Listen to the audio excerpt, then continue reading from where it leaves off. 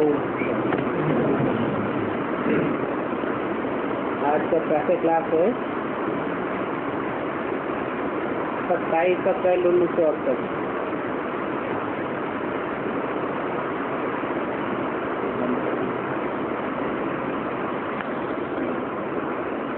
रूहानी बच्चों के साथ रूहानी बाप रूरिहन कर रहे हैं। वह कहेंगे राजयोग सिखाए रहे हैं।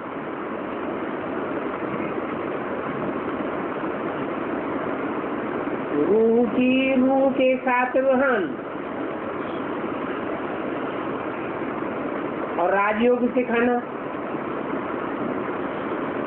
इसमें बाचा की जरूरत है या नहीं है?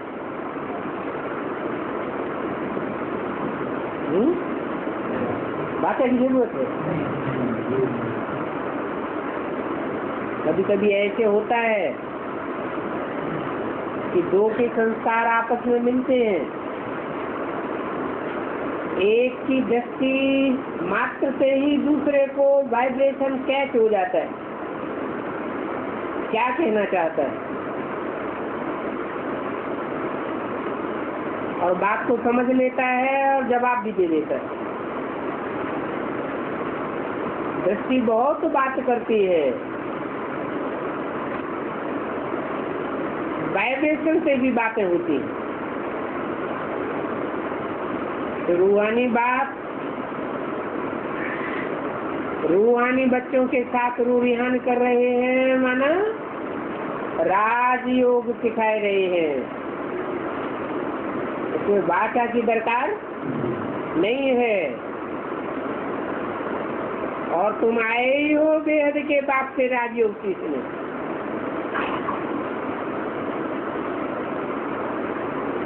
लास्ट स्टेज में जब तुम बच्चे परम धाम को सच्ची पर उतार लेंगे तो वाणी में रहेंगे या वाणी से परे चले जाएंगे? वाणी से परे तो चले जाएंगे, लेकिन बाप के साथ साकार में होंगे या सिर्फ निराकार में होंगे? साकार में होते हुए भी वाइब्रेशन से निराकारी स्टेज होगी, बोलने की दरकार नहीं रहेगी। नहीं तो परम धाम कहा ही जाता है तब जब वाणी से परे की वाइब्रेशन हो। इसलिए बुद्धि चली जानी चाहिए बेहद के बाप की तरफ। ये है परमात्म ज्ञान आत्माओं के प्रति।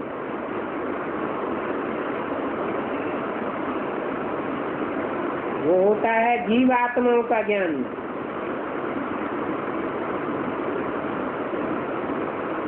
वाचा में लाते हैं, वाचा में आते हैं, वाचा में ले जाते हैं। वाचा से परे कोई नहीं ले जाते। ये है शालिग्रामों के प्रति भगवानवाद। नहीं कहेंगे जीवात्माओं के प्रति। आत्माओं को ही सुनना है। इसलिए क्या बनना है? आत्माभिमानी बनना है। आगे तुम थे देह अभिमानी। इस पुरुषोत्तम संगम युग पर ही बाप आकर के तुम बच्चों को आत्मा अभिमानी बनाते हैं।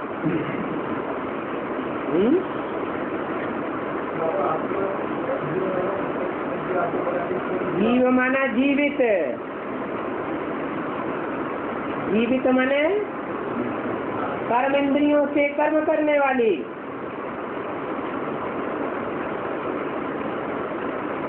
और आत्माभिमानी होगा तो कर्मेंद्रियों का भान रहेगा।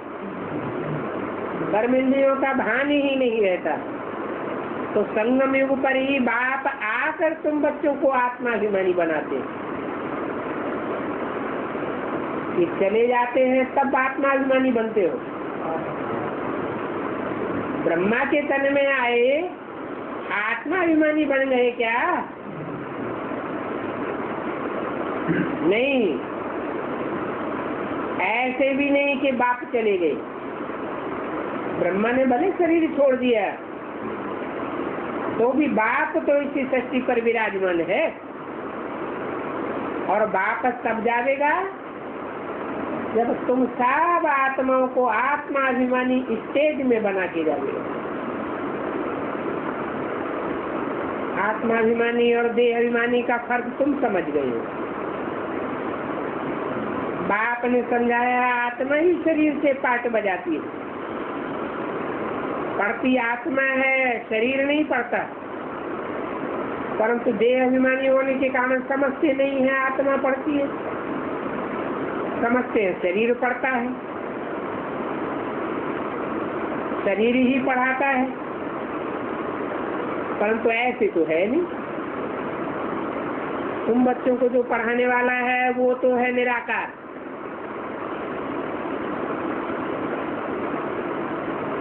कोई साकारी स्टेज वाला तुमको पढ़ाने वाला नहीं है, और पढ़ने वाली आत्माएं भी निराकार है।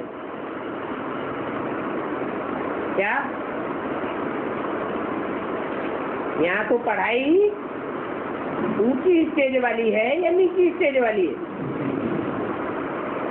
कैसी ऊंची स्टेज? ऐसी ऊंची स्टेज जिस ऊंची स्टेज में तुम बच्चों का क्लास ट्रांसफर हो जाता है। आत्मा रूपी सुई की सारी कट उतरने पर, जब बेसिकली कट उतर जाती है तो सारी कट उतरने पर तुम बच्चे डायरेक्ट बाप से सीखते हो। तब तक डायरेक्ट माँ से नहीं, माँ से ही सीखते हो। ब्रह्मा कुमार कुमारियों से सीखते हो, लेकिन डायरेक्ट बाप से नहीं सीखते। उनका नाम है शिव। जिनसे सीखते हो उनका नाम शिव। क्यों नहीं कहा शिव शंकर? क्योंकि सिखाने वाला शंकर नहीं है, शंकर तो खुद सीखने वाला है, देवता है। शिव तो देवता बनाने वाला है। शिव बाबा को अपना शरीर नहीं होता है, और सभी आत्माएं कहेंगी मेरा शरीर। शिव बाबा ये नहीं कहेंगे ये मेरा शरीर।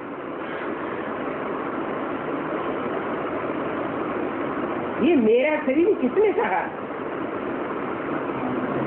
आत्मा ने कहा, परम पिता ने तो नहीं कहा। बाकी की सभी जिस्मानी पढ़ाइयाँ हैं जो अनेक प्रकार की, उनमें कितने सब्जेक्ट होते हैं, और मैट्रिक बीए आदि कितने नाम हैं। इस पढ़ाई का तो एक ही नाम है, सहज राजयोग, और पढ़ाने वाला भी एक ही है। मुश्किल को सहज करने वाला एक ही है, और तो सब मुश्किल बनाए देते। सहज को भी क्या बनाए देते? मुश्किल बनाए देते हैं। पढ़ाई एक ही पढ़ाते हैं, और बाप ही आकर के पढ़ाते हैं, तो बाप को याद करना पड़े। हमको बेहद का बाप पढ़ाते हैं, उनका नाम है शिव। ऐसे नहीं है कि नाम रूप से न्यारा है।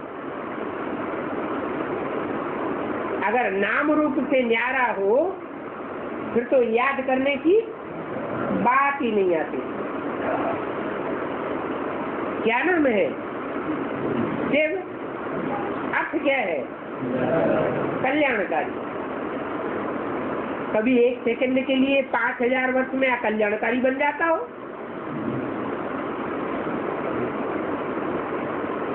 और आत्माएं अकल्याणकारी जरूर बनती हैं, लेकिन शिव कभी भी अकल्याणकारी नहीं बनता। तो नाम भी है, रूप भी है। ये जो कहते हैं नाम रूप से न्यारा है, तो जैसे मनुष्यों का को पता पड़ता है शरीर पर, तो कहेंगे फलाना फलानी का शरीर है, वैसे शिव बाबा का तो नहीं है, और तो सभी के शरीर के नाम आदि हैं। ऐसी कोई भी आत्मा नहीं है जिसकी आत्मा के ऊपर नाम हो, क्योंकि सबको शरीर मिलता है, शरीर से ही सबकी आत्माओं की पहचान होती है पाठ के द्वारा। मेरी भी पहचान तभी ही होती है जब मैं आकर के शरीर में पार्ट बजाता हूँ, परंतु अंतर क्या है? मैं जिस शरीर के द्वारा पार्ट बजाता हूँ उसको मेरा शरीर नहीं कहता, मेरा शरीर है ही नहीं, मेरा कोई ममत्व नहीं है। इसलिए कहता हूँ कि सभी के शरीर के नाम आदि, और नाम किस आधार पर पढ़ते हैं? काम के आधार पर पढ़ते हैं। मेरा भी काम है, जिस काम के आधार पर मेरा नाम पड़ता है। क्या काम है?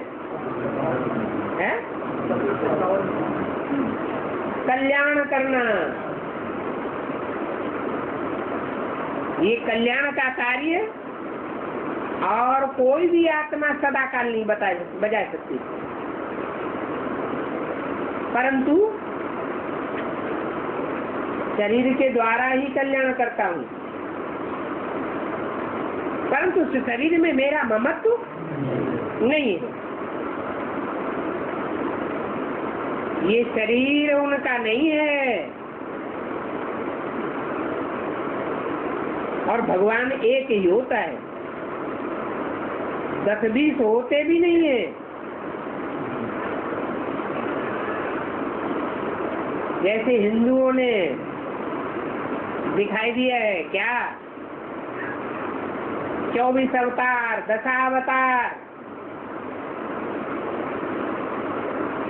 जैनियों ने भी दिखाई दिए, कितने? 24 तीर्थंकर भगवान दिखाई दिए, वो तो एक ही है। फिर मनुष्य उनको 24 अवतार, इतने अवतार कहते आए हैं, तो उनको कुत्ते बिल्ले ठिक्कर में कह देते हैं। जैसे खुद भक्ति मार्ग में भटके हैं, बाप कहते हैं मुझे भी बहुत भटकाया है। ड्रामानुसार उनकी बातचीत सभी शीतल है, समझाते हैं मेरे ऊपर सभी ने कितना अपकार किया है।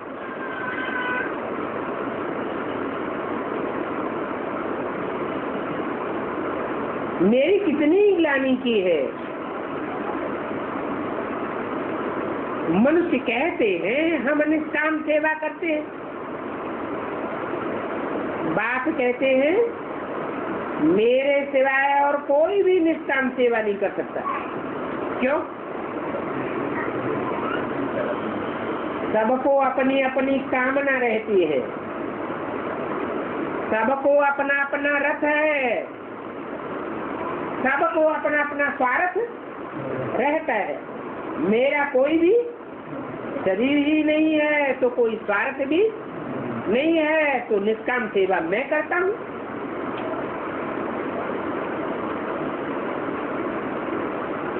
जो करता है उनको फल जरूर मिलता है। अब मैं सेवा करता हूँ निष्काम, तो मेरे को क्या फल मिलता है?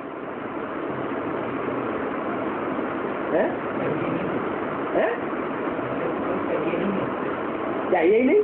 क्योंकि कामना ही नहीं है। कामना होती है तो फल मिलता है, कामना ही नहीं है तो कोई फल भी नहीं बनता। अभी तुमको तो फल मिल रहा है, ज्ञान भी है, भक्ति का फल भगवान देंगे, क्योंकि भगवान है ज्ञान का सागर। तो क्या फल देंगे? ज्ञान फल देंगे। भक्ति मार्ग में तो ज्ञान होता ही नहीं है, वो तो सभी कर्म कांड के शास्त्र हैं। कर्म कांड के शास्त्रों को ज्ञान नहीं कहा जाता। वो जो भी कर्म कांड है वो कहाँ की यादगार है? इस समय संगम युग में जो तुम बच्चों ने कर्म किए हैं, चाहे ज्ञान युक्त कर्म किए हैं चाहे अज्ञान युक्त कर्म किए हैं, उनकी यादगार कर्म कांड बनाए गए।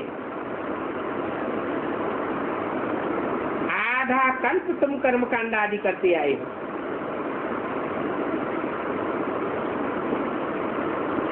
अभी ये ज्ञान तो पढ़ाई है, वहाँ आधा कल्प भक्ति मार्ग में तुम्हारी कोई पढ़ाई नहीं हुई। क्यों? क्योंकि पढ़ाई का कोई अहम ऑब्जेक्ट होता है, वहाँ तुम्हारी पढ़ाई का कोई अहम ऑब्जेक्ट था ही नहीं। पढ़ाई पढ़ी जाती है तो कोई लक्ष्य लेकर पढ़ाई पढ़ते हैं, डॉक्टर बनेंगे, मास्टर बनेंगे, इंजीनियर बनेंगे। भक्ति मार्ग में कोई अहम ऑब्जेक्ट था क्या? कोई गुरु लोग अहम ऑब्जेक्ट देते थे कि तुम मनुष्य से देवता बनेंगे? भक्ति करते रहो, शास्त्र पढ़ते रहो, पूजा करते रहो, रिजल्ट क्या निकलना? गुरु लोग भी शरीर छोड़ गए और चेले भी शरीर छोड़ते रहे। अहम ऑब्जेक्ट तो कोई को प्राप्त होती नहीं। और यहाँ तो बाप गारंटी करते हैं, अपन को आत्मा समझ मुझे बाप को याद करेंगे तो इसी जन्म में तुम नर से नारायण जैसे देवता बनेंगे। और ये पढ़ाई मिलती ही एक बार है। वो शास्त्रों की पढ़ाई तो जन्म जन्मांतर पढ़ते चले आए और पढ़ाई का रिजल्ट कुछ भी नहीं निकला। हाँ, ये निकला और ही पतित होती चली गई और ही दुर्गति होती चली गई। क्यों दुर्गति होती चली गई? क्योंकि वो शास्त्रों की पढ़ाई एक से नहीं पढ़ी, पढ़ाने वाले अनेक गुरु थे, शास्त्र लिखने वाले अनेक गुरु हुए। रावण से कोई बैठ करके पढ़ाई पढ़े, एक मुख एक बात सिखाएगा और दूसरा मुख दूसरी बात बताएगा। एक मुख की निकली हुई बात दूसरे मुख में जाएगी तो बदल जाएगी या एक ही रहेगी? बदल जाती है। वहाँ तो 10-10 मुख पढ़ाने वाले, 10-10 धर्मों के 10-10 मुखिया, तो एक बात तो हो नहीं सकती। सत्य तो एक होता है या अनेक होते हैं? सत्य तो एक ही होते हैं। बाप पुरुषोत्तम संगम युग पर ही एक बार आकर के तुमको पुरुषोत्तम बना दे। ऐसे नहीं हर युग युग में आते हैं, 24 बार अवतार लेते हैं या 10 अवतार लेते हैं, नहीं, एक ही बार संगम युग पर आते हैं और फिर खुद चले जाते। ऐसे नहीं कि ठहरते भी हो, कोई प्राप्ति की आशा हो, नहीं, ये ज्ञान है, सच्ची जानकारी है। भक्ति मार्ग में तो जो भी गुरुओं ने सिखाया वो सब अज्ञान, इसलिए उसका नाम है भक्ति। भागते रहो, जन्म जन्मांतर भागते रहो। आधा कल्प तुम भक्ति करते आए, ठिकाना तो कुछ भी नहीं मिला। और यहाँ तो तुमको क्या ठिकाना मिला? एक बात, दूसरा कोई ठिकाना नहीं, पक्का ठिकाना मिल जाता है। अभी जो भक्ति नहीं करते हैं उनको वहम पड़ता है, पता नहीं भक्ति न करने से ये होता है, या कहीं मर पड़ते हैं, या कहीं अनिष्ट हो जाता है। ऐसे भक्ति मार्ग में समझते हैं ना, बात कहते हैं। वास्तव में भक्ति में तुमने दुर्गति को पाया। अभी भी अगर भक्ति करते रहे, एक के प्रभाव में न चले, औरों से प्रभावित होते रहे, तो प्रभावित माना प्रजा बनते रहेंगे। राजयोग सीख करके राजाई के संस्कार नहीं आवेंगे।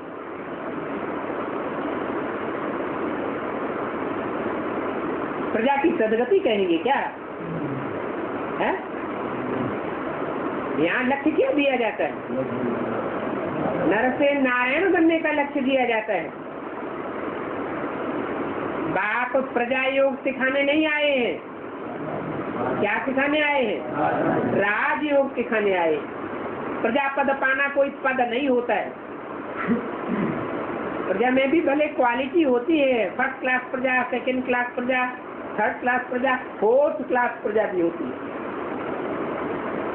परंतु प्रजा वर्ग में जाना ये कोई पुरुषार्थ नहीं है।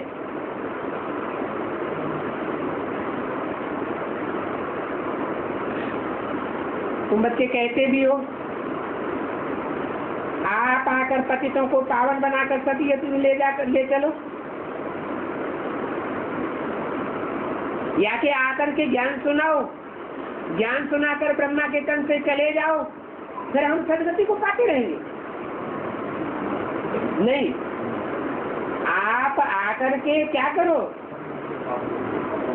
ज्ञान सुनाकर नहीं चले जाओ, पतितों को पावन बनाओ, सदगति में ले चलो। भक्ति अलग है, भक्ति से दुर्गति होती है। ज्ञान अलग है, ज्ञान से सदगति होती है। भक्ति एक से आती है, वो भक्ति अनेकों से आती है, और ज्ञान एक से आता है। भक्ति से रात होती है, और वो भी आधा कल्प की रात होती है। ज्ञान से दिन होता है, लेकिन ज्ञान तो सिर्फ एक ही जन्म में होता है, और उसकी प्रारब्ध आधा कल्प चलती है। भक्ति आधा कल्प चलती है, और प्रारब्ध भी दुर्गति की आधा कल्प चलती है। तो बोला टाइम तो दोनों का एक ही है।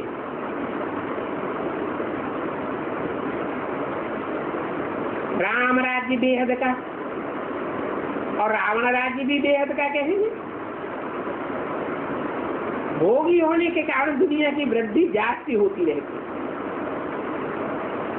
अभी तुम योगी बनते हो तो दुनिया की वृद्धि होगी। जैसे अभी तक वृद्धि होती आई 63 जन्मों में, ऐसे वृद्धि होगी, या धीमे धीमे बढ़ेंगे।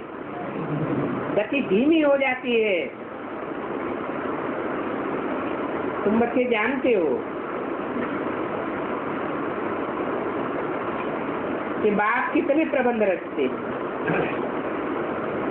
मनुष्यों की बुद्धि कम हो, ये तो बाप का काम है। वृद्धि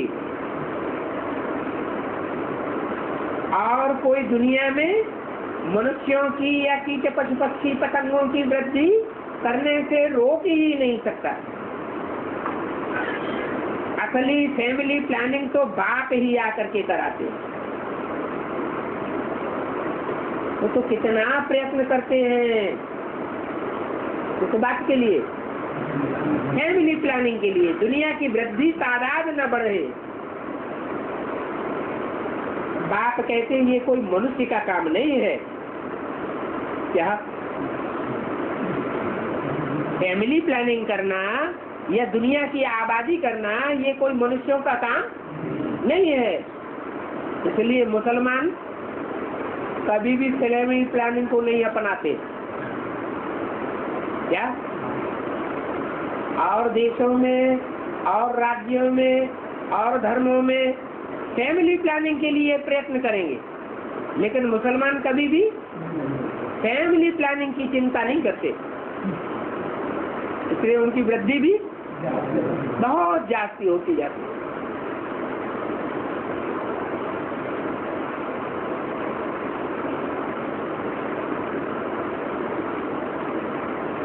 वास्तव में फैमिली प्लानिंग का काम कोई जानते भी नहीं है, न दूसरे धर्म वाले जानते हैं, न इस्लामी जानते हैं, न कोई जानता है। फैमिली प्लानिंग की जो ज्ञान है वो ज्ञान तो सिर्फ बाप के पास है। तुम अभी जानते हो, इतनी बड़ी शक्ति है उनको कम करना, ये तो बाप का ही काम है। बाप आते ही है कम करने के लिए, नहीं तो इतने वर्षों से देश देशांतर में फैमिली प्लानिंग का काम चल रहा है। दुनिया की आबादी कम हो रही है क्या? दुनिया जानती ही नहीं है फैमिली प्लानिंग का काम किसका है। बाप बताते हैं। ये जो मैं गीता सुनाता हूँ, ये गीता ही फैमिली प्लानिंग का शास्त्र है। वो गीता पढ़ते पढ़ते तो दुनिया की आबादी कितनी ही बढ़ती चली जा रही है।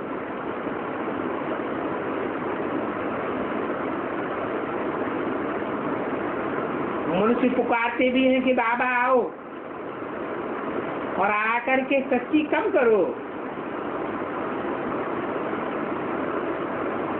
वो लोग तो कुछ भी नहीं जानते। बाप आकर के सच्ची की आबादी कितनी ही कम कर देते हैं, कितनी कम कर देते हैं। 500 करोड़ की आबादी कम होकर के कितनी रह जाती है?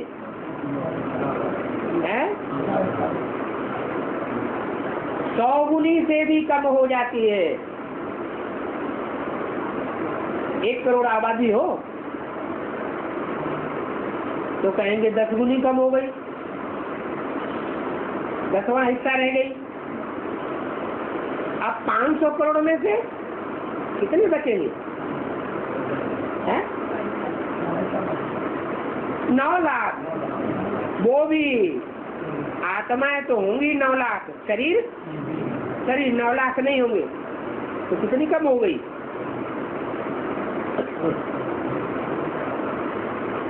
कितना हिस्सा रह गई आबादी? आबादी का 200वां हिस्सा भी आबादी नहीं रहती है। कितनी ही आबादी कम कर देते हैं, बाकी थोड़े मनुष्य रह जाते हैं। सभी आत्माएं अपना अपना शरीर छोड़कर परमधाम वापस चली जाती है।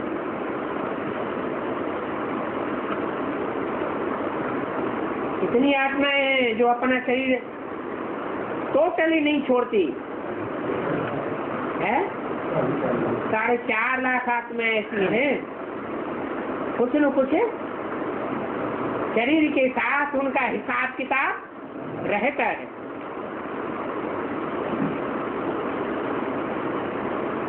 तो कोई आत्माएं होती हैं जिनका हद के नाटक में देरी से पार्ट होता है।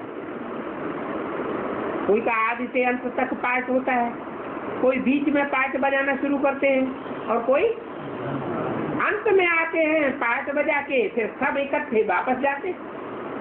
ये भी बेहद का ड्रामा है। जो देरी से आते हैं वो जरूर घर से भी देरी से आते हैं। चलो हमारा तो पार्ट ही नहीं है, हम देर से भी जाएंगे तो कोई बात चलेगी नहीं, चलेगी। अपना धंधा पूरा करके फिर पिछाड़ी में आ जाते। तो पिछाड़ी वाले अपना धंधा दौरी आदि भी करते हैं ना, फिर समय पर नाटक में आ जाते हैं पार्ट बजाने के लिए। पिछाड़ी में जिनका पार्ट है वो पिछाड़ी में ही आते हैं। पहले पहले जो शुरू के पाठधारी हैं वो आते हैं,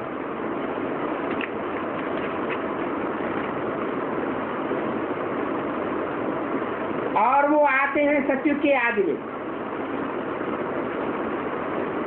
फर्स्ट सीन में आ जाते हैं। और पिछाड़ी में देखो तो सभी आ जाते हैं, डार टारियां पत्ते आदि पिछाड़ी तक आते रहते हैं। इस समय तुम बच्चों को ये बेहद के ज्ञान की बातें समझाई जाती हैं। इस समय ही तुम बच्चे या सवेरे सवेरे याद में बैठते हो, तो जितना अमृत वेले की याद में बैठेंगे अलर्ट हो करके, उतना विचार सागर मंथन भी चलेगा।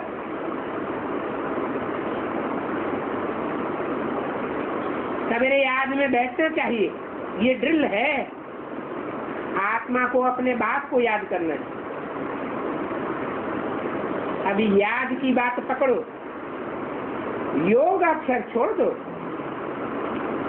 इस योग अक्षर में मुझते हैं, कहते हैं हमारा योग नहीं लगता। बाप कहते हैं अरे बाप को याद करना ये कोई अच्छी बात नहीं है क्या? याद नहीं करेंगे तो पावन कैसे बनेंगे?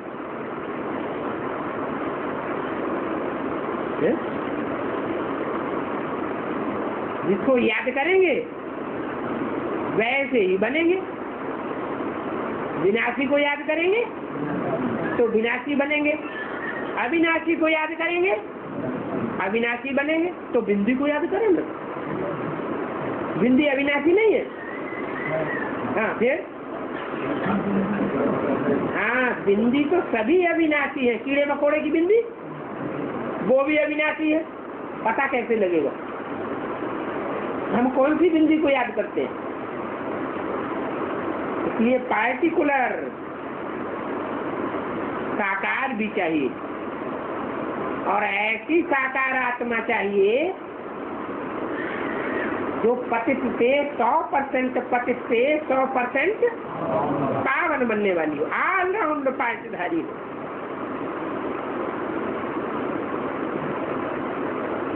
ऐसे पतित में उस पावन बाप को याद करेंगे तो हमारी भी स्टेट पावन बनेगी। बाप है ही पतित पावन। क्या एक नहीं है? क्या है? बाप के टाइटल क्या है? सिर्फ पावन या पतित पावन? बाप एवर प्योर नहीं है।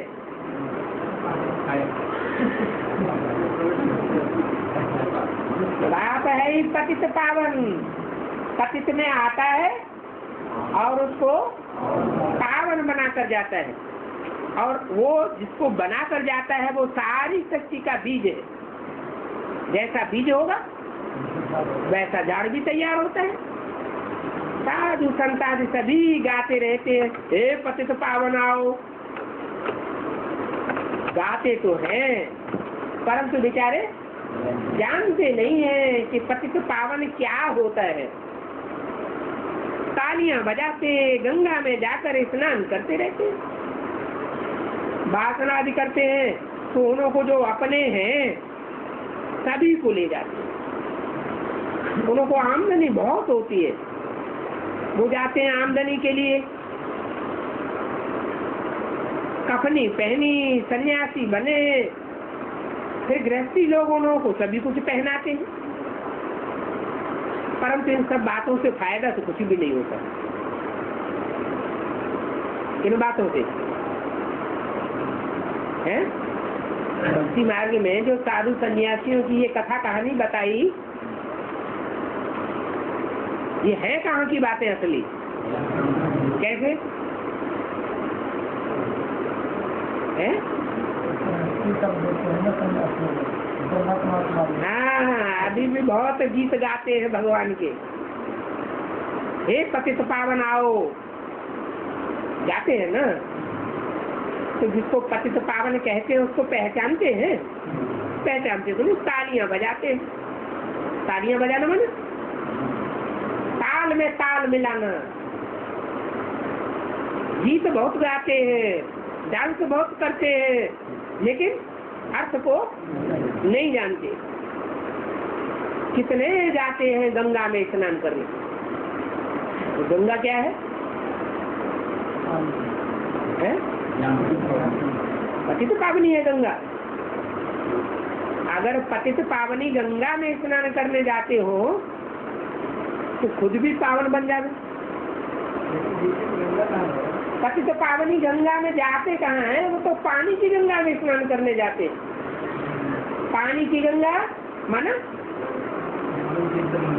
हाँ, जिसे पानी में मनन चिंतन मंथन की बात ही नहीं।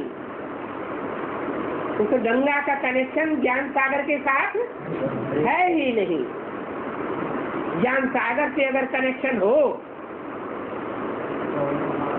तो उस पानी का मंथन करने से, उस सागर का मंथन करने से कुछ रतन भी निकले नहीं।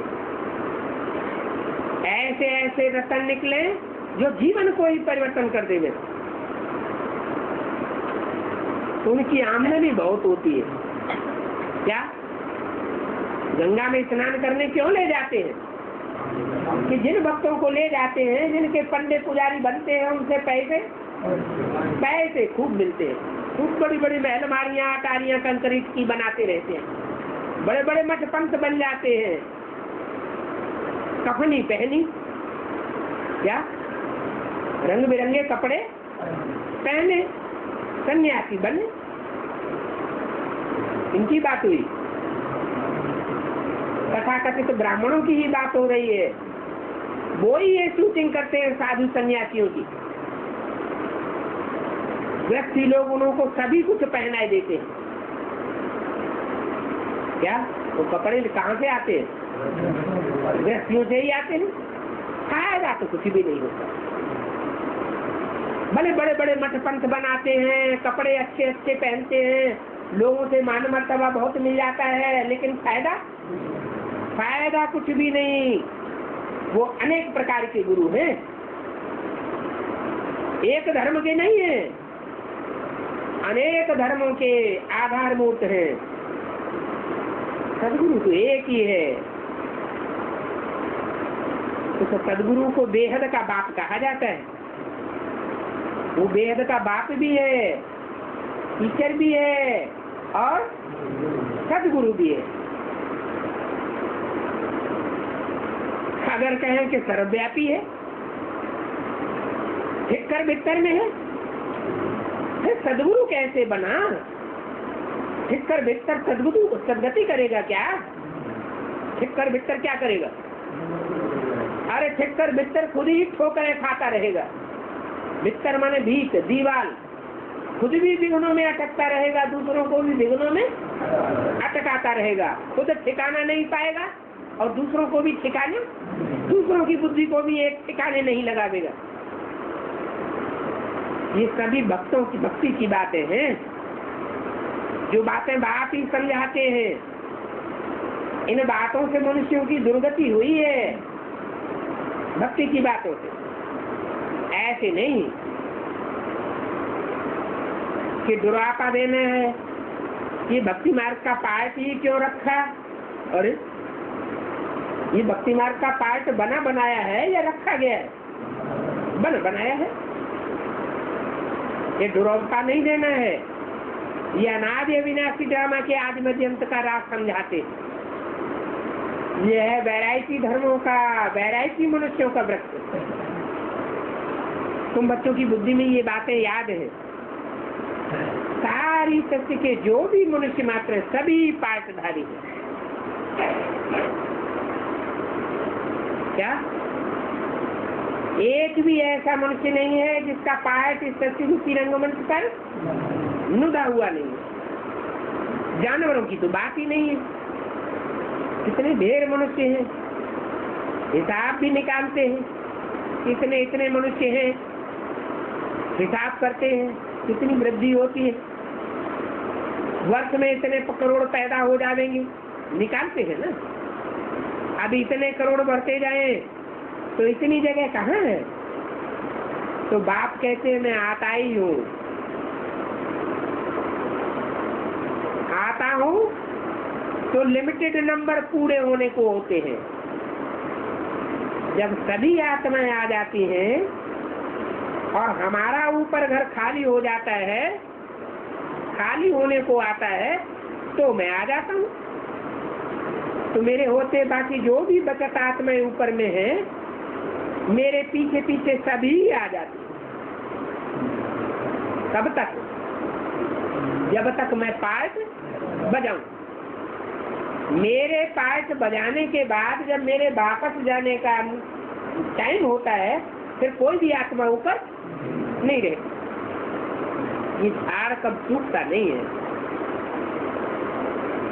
चलता ही रहता है। सिखाड़ी में जब वहां कोई भी नहीं रहता है, तो फिर ये पुराना झाड़ खत्म हो जाता है। फिर सभी जावेंगे। नई दुनिया में देखो कितने छोड़े हैं, अभी तो कितने ढेर के ढेर हैं, और शरीर तो सभी के बदलते जाते हैं या जीव के क्यों बने रहते हैं? सभी आत्माओं के शरीर बदलते जाते हैं। वो भी जन्म वो ही लेंगे जो कल्प कल्प लेते आए। ये वर्ल्ड ड्रामा का कैसे चलता है, सिवाय बाप के कोई समझा ही नहीं सकता। और बच्चों में भी इस वर्ल्ड ड्रामा को समझाने वाले बच्चे नंबरवार पुरुषार्थ अनुसार है। वेद का नाटक कितना बड़ा है, कितने इसमें समझने की बातें हैं। वेद का बाप तो सभी से ऊंचे है, और वो ज्ञान का सागर है। और बाकी क्या है?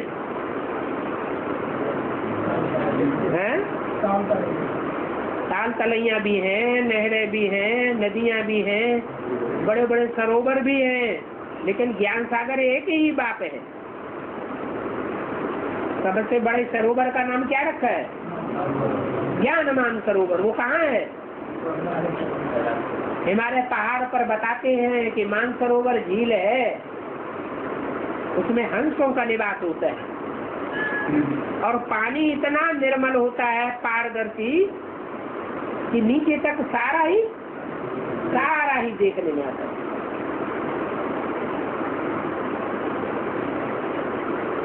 तो बात है अनलिमिटेड, बाकी सब है लिमिटेड। ये वेद शास्त्र आदि बनते हैं, याद की तो कुछ नहीं बनेगा।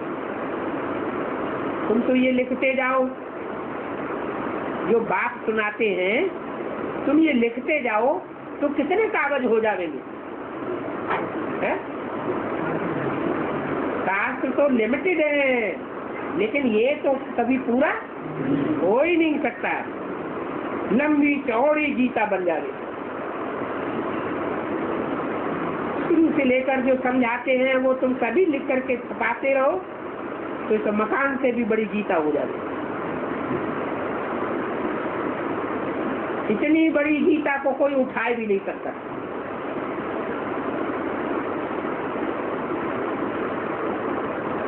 उठाना माने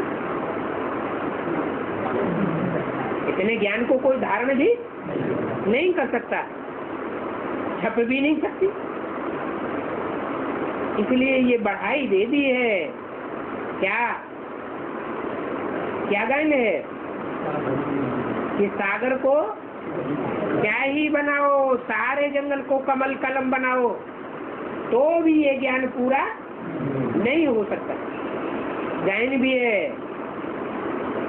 चिड़ियों ने सागर को हप कर लिया,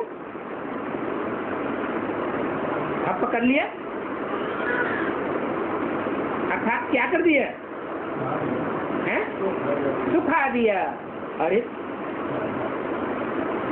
ज्ञान सागर शिव बाबा कभी सूख सकता है क्या? हाँ, फिर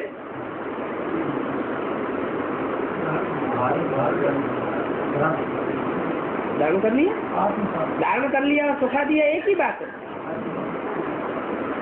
अरे जिस प्रजापिता में प्रवेश करते हैं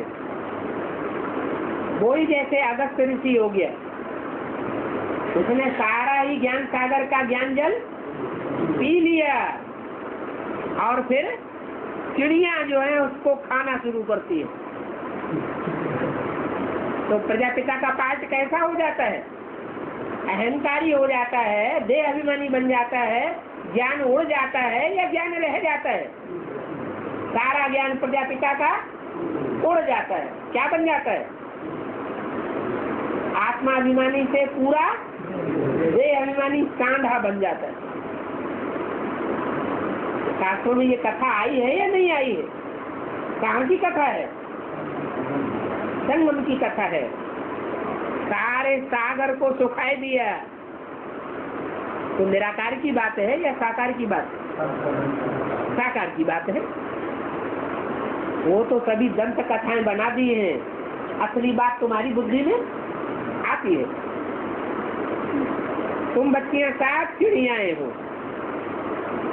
क्या चिड़ियों के सामने एक बोरा दाना डाल दो और उड़ती आएंगी ढेर की ढेर और सारा सारा चट कर जाएंगी। ज्ञान सागर से सारा ज्ञान हप कर लेती है। क्या है ज्ञान सागर, लेकिन सारा ज्ञान तुम हप कर लेती हो। अब बताओ, निराकार ज्ञान सागर के ज्ञान को कोई हप कर सकता है? नहीं। और एक के द्वारा हप करने की तो बात ही नहीं है। तुम सब हजम कर जाते हो ज्ञान सागर को। निराकार की बात है या साकार की बात है? कोई बहुत हप करते हैं और कोई थोड़ा हप करते हैं। क्या सागर ज्ञान सागर को जिसका मिसाल दिया है कि तुम सब हप कर जाते हो, सारा हप कर जाते हो, तो एक हप कर जाता है या ढेर सारे मिलकर के हप करते हैं? ढेर सारे मिलकर के, कोई कम कोई थोड़ा। बाकी ऐसे नहीं है कि वो कोई चिड़ियाएं सागर को सुखा देंगी। चिड़िया माने फूल पंखों वाली चिड़ियों ने कोई सुखाया क्या है? कौन सी चिड़िया? ये तो ज्ञान चिड़ियों की बात है, जो काम वो जो योग और ज्ञान के पंखों से ऊंची उड़ान उड़ती है। सभी बेकायदे कहानियां बनाई दी हैं, उनके अर्थ को कोई जानते नहीं। ये भक्ति मार्ग की कहानी है, अकल की तो बात ही नहीं। अकल की बात बुद्धिमानों की बुद्धि बाप आकर के बताते हैं। मनुष्य कितने बेकल बन पड़ते। अपने बाप ने कहा है जंगली जानवर बन पड़े। अभी तुम क्या से क्या बनते हो? अभी तुम ब्राह्मण बने हो, तुमको ज्ञान मिला है, तो तुम कितनी बातें जान गए हो। मनुष्यों को तुम समझाते हो तो भी मनुष्य विश्वास नहीं करते हैं। क्या तुम ये शास्त्रों की बातें क्लियर करके उनको समझाते भी हो तो भी तुम्हारे ऊपर विश्वास नहीं करते हैं कि ऐसे ऐसे हो सकता है, कि ऐसी चिड़ियाएं होती है, कि ऐसा कोई ऋषि होता है जो सारा सागर हप कर ले। कल्प तुम ये धंधा आदि करते हो। कौन सा धंधा?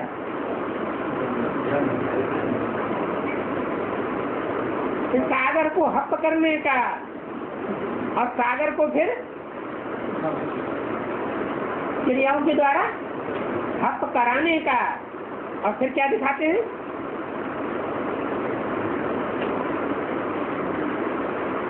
पेशाब की धार में सारा सागर बाहर निकाल लिया तो खारी बन जाएगा या मीठा रह जाएगा? खारी बन जाता है कहाँ का आदमी? अरे वो आदमी कहाँ का कहा जाता है? फरक्काबादी। फरक्काबाद का नमकीन बहुत मशहूर है। वाणी कैसी है? नमकीन है या मीठी है? बहुत खारी वाणी है। तो कल्प कल्प तुम यह धंधा करते हो क्या? सारा मीठे सागर को क्या बना देते हो? खारा बनाकर बाहर निकाल देते हो। तुम पढ़ाई भी पढ़ते हो,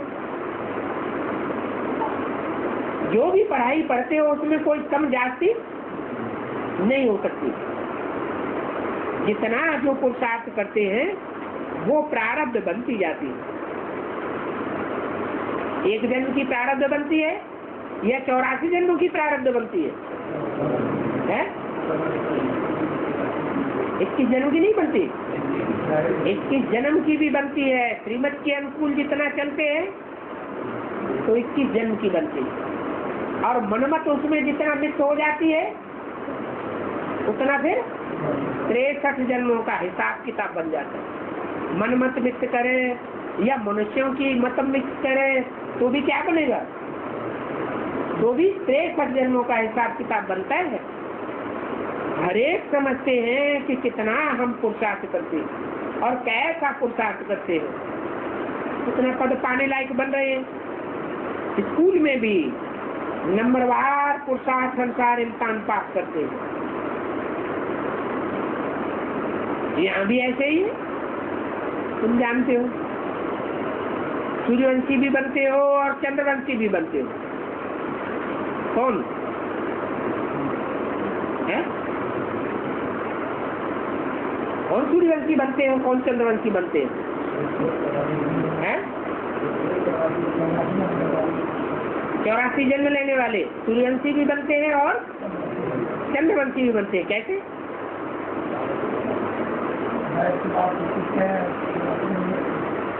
अरे सत्युग में भी हम सूर्यवंशी बनेंगे 4.5 लाख, और त्रेता में भी जाकर चंद्रवंशी बनेंगे। जो नापाक हो पढ़ते हैं वो चंद्रवंश में चले जाते हैं।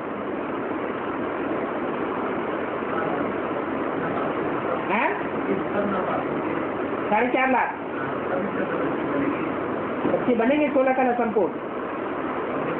नई सृष्टि जब शुरू होगी तो उस नई सृष्टि की शुरुआत में वो 16 कला संपूर्ण वो बच्चे बनेंगे। बनेंगे तो, लेकिन किस तरह के बच्चे बनेंगे?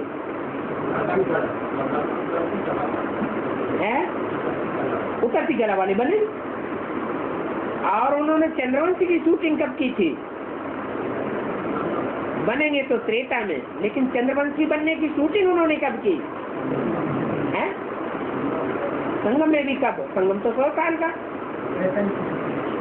कब की?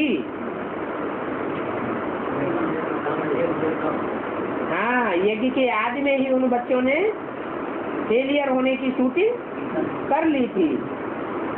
ऐसे नहीं कि अंत तक फेल होते रहेंगे।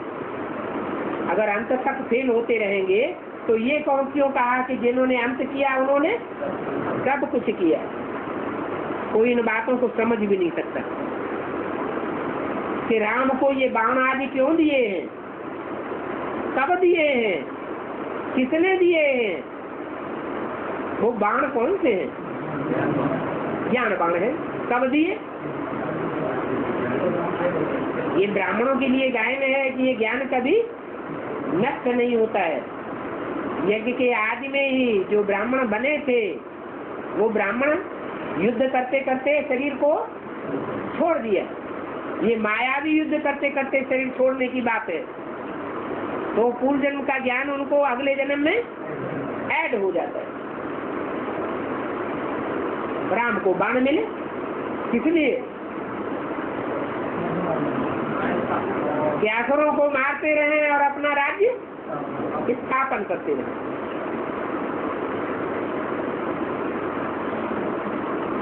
मारा मारी की हिस्ट्री बनाई दी है शास्त्रों में, स्थूल बातें बनाई दी हैं ज्ञान की बातें, और उनको हद की बातों में कन्वर्ट कर दिया। अच्छा, ओम शांति।